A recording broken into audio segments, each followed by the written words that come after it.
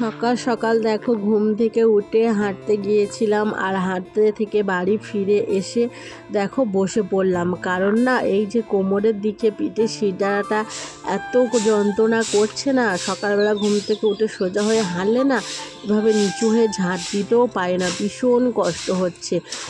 তো আস্তে আস্তে করে কিছুক্ষণ বসলাম, জানো তো কোমরটা মানে পিঠের চালটা নিচু করতে পারছি না, একদম মানে সোজা হয়ে রয়েছে। তো অনেক কষ্ট করে বসলাম, আর এটা দেখে রাজশ্রীর বাবা তোমাদের দাদাভাই দেখো মানে সামনেটা ঝাড় দিয়ে নিচ্ছে। তো আমি কিছুক্ষণ বসে রয়ে আছি। তো মানে এতটা মাঝে মাঝে এতটা কষ্ট হয়, মানে একদম মানে সোজা হয়ে তো মানে যদি হেঁটে যায় অনেকক্ষণ, প্রায় 1 ঘন্টার মতন ধরো হেঁটে এলাম, আর নিচু হয়ে বসতে পারছি না। তো এটাই আমার প্রবলেম হয়। তো যাই হোক, দেখো শুভ সকাল আমার প্রিয় বন্ধুরা, তোমরা সবাই কেমন আছো? আশা করছি তোমরা সবাই খুব ভালো আছো। আমিও ভালো আছি। দাদনামারা ছোট্ট একটা গ্রামে থাকি। তোমাদেরকে জানাই পূজার ব্লগ চ্যানেলে অনেক অনেক স্বাগত, অনেক অনেক ভালোবাসা। প্লিজ প্লিজ তোমরা সবাই আমার পাশে থেকো, একটু সাপোর্ট করে একটু ভালোবাসা দিও যাতে আমি এগিয়ে যেতে পারি। তো দেখো তোমাদের দাদা ভাই বাইরেটা ঝাড় দিয়ে নিল, আর দোকানে এই প্লাস্টিকগুলো দেখো 1 বস্তা জমে গিয়েছিল। যখন আমি না উনুনে রান্না করতাম তখন না এই প্লাস্টিকগুলো নিয়ে না ওই যে কাঠগুলো না মানে ধরাতাম, মানে এই প্লাস্টিক দিলে না উনুনটা তাড়াতাড়ি ধরে যায়।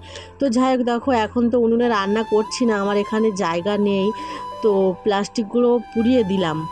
তো তারপর উঠলাম, উঠে দেখো ঠাকুরকে মানে ধূপটা দিয়ে দিচ্ছি, আর খেতে দিয়ে দিলাম বাতাসা।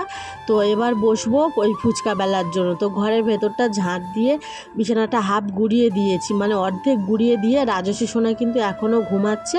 তো আমি মাদুরটা পেতে দিলাম, এই মাদুরের মধ্যে ফুচকাটা মানে হবে, না হলে না চারিদিকে তেল ভর্তি হয়ে যাবে।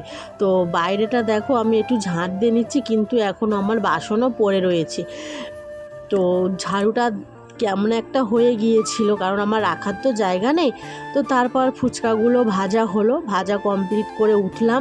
রাজস্বীও কিছুক্ষণ হয়েছে 5-10 মিনিট ঘুম থেকে উঠে ওকে আগে স্নানটা করিয়ে দিয়ে ওর জন্য খাবার বানিয়েছিলাম ডিম টোস্ট। আর ডিম টোস্ট করার পরে বলছে আমি চা খাবো। তো চা খেয়ে স্কুলে চলে গিয়েছিল।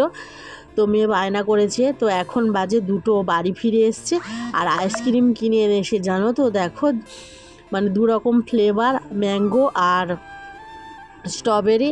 তো আইসক্রিমটা ভীষণ ভালো, জানো তো।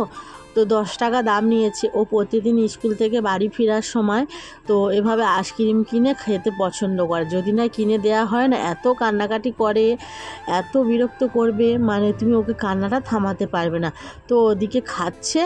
আর দেখো এই যে রান্না করেছিলাম, তো সেই বাসনগুলো রয়েছে, সেই বাসনগুলো আমি মেজে নেবো। আর আমাদের তো যেহেতু পুকুরের ঘাটে নামতে পারি না, তো এর জন্য কিছু জামা কাপড় ছিল, সেগুলো আমি কলে চলে গিয়েছিলাম। তো সেখান থেকে জামা কাপড়গুলো ধুয়ে নিয়ে এলাম। মানে আমাদের এখানে না 3টে কল, আমাদের ঠাকুরতলা আছে ওখানে। তো একটা কল না কেউ জল মানে খায় না, তো সেই কলের জলটা না কেমন একটা না ওই ভালো না, কেমন একটা লোহা লোহা গন্ধ, তো ওই কলটা পড়েই থাকে।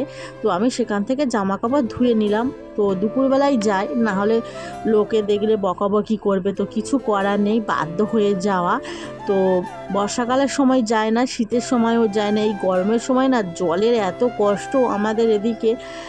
আর পাশে পাশে লোকের সাথে ঝগড়াঝাটি হয়ে আছে, তো ওদের পুকুরে না নামতে যায় না, যেহেতু আমার শাশুড়ি সবসময় লোকের সাথে ঝগড়া করে বেড়ায়, তো এর জন্য না আমাকে নামতে দেয় না।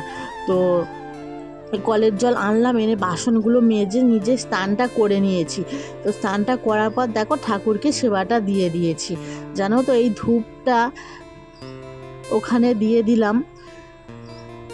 এদিকে দেখো আমি রাজস্বী সোনার জন্য যে স্কুল থেকে খাবার আনা হয়েছিল তো সেইগুলো বের করছি। আর এই দুপুরবেলা তো আজকে রান্নাটা তোমাদের সাথে সেভাবে শেয়ার করতে পারলাম না, কারণ একটু কাজের চাপে তোমাদের দাদাভাই রাজস্বী সোনাকে স্কুলে দিয়ে চলে গিয়েছিল বাজার করতে দোকানের। তো দুপুরবেলা দেখো খাওয়া দাওয়া করলাম। তো আজকে তেমন বেশি কিছু রান্না করিনি, ওই একটা তরকারি ভাত করেছিলাম। আর আবারও বিকেলে ফুচকা ভাজা হচ্ছিলো, জানো তো। বিকেলবেলা রাজস্বীকে পড়তে দিয়েছিলাম, ও বাড়ি ফিরে এসে শুধু বলছে পাস্তা খাবো পাস্তা খাবো, কিন্তু ওই পাস্তা কিন্তু খেতে চায় না, হঠাৎ করে আজকে বলছে খাওয়ার জন্য। তো দেখো আমি কিছু ফুচকা মানে বেলে দিয়েছি আর অল্পই রয়েছে, তো আমি এর জন্য পাস্তাটা ওদিকে বানাচ্ছি। তোমাদের দাদাভাই যে কটা ফুচকা বাকি আছে সেগুলো ভেজে নিচ্ছে। তো এখন বাজে 8টা। তো চলো এবার তাড়াতাড়ি করে রাজস্বীকে খেতে দিলাম। তো রাজস্বী দেখো খাচ্ছে। আর ভিডিওটা বেশি বড় করতে পারলাম না। তো সবাই ভিডিওটা দেখো, দেখার পরে যদি ভালো লাগে অবশ্যই তোমরা লাইক কমেন্ট শেয়ার করতে পারো। কেমন লাগলো অবশ্যই তোমরা জানিও। তো আজকের মতো না, tata bye bye, good night.